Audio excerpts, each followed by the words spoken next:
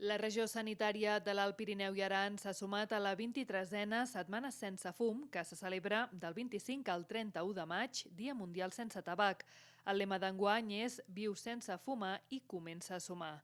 L'objectiu és sensibilitzar la població de la importància que té per la salut el fet de no iniciar-se, abandonar el consum de tabac i poder gaudir d'un ambient lliure de fum.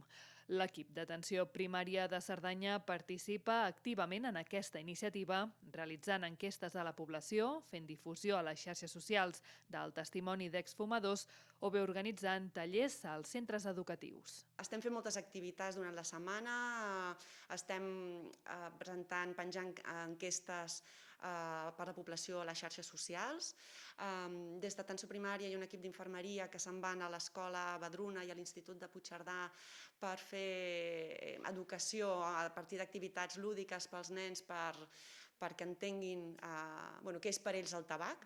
També hem demanat a la població o pacients que nosaltres coneixem que estan deixant de fumar que puguin explicar una miqueta la seva experiència també a les xarxes socials i motivar potser d'alguna manera altres persones que ho vulguin deixar, no? O que també ho hagin deixat i dir, doncs sí, no? Ells que també s'hi reafirmin, no? de lo positiu que és. De fet, al llarg de tot l'any es fan atencions personalitzades als pacients que desitgen deixar de fumar.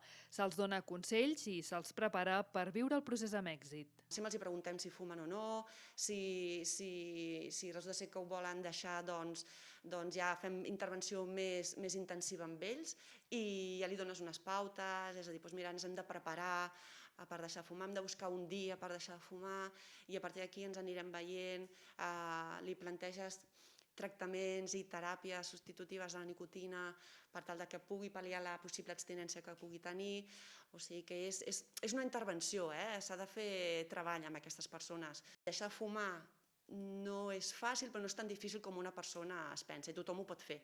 Fa anys que la Fundació Hospital de Puigcerdà participa en la Setmana Sense Fum. Recentment ha rebut l'acreditació del nivell bronze que atorga la xarxa catalana d'Hospitals Sense Fum.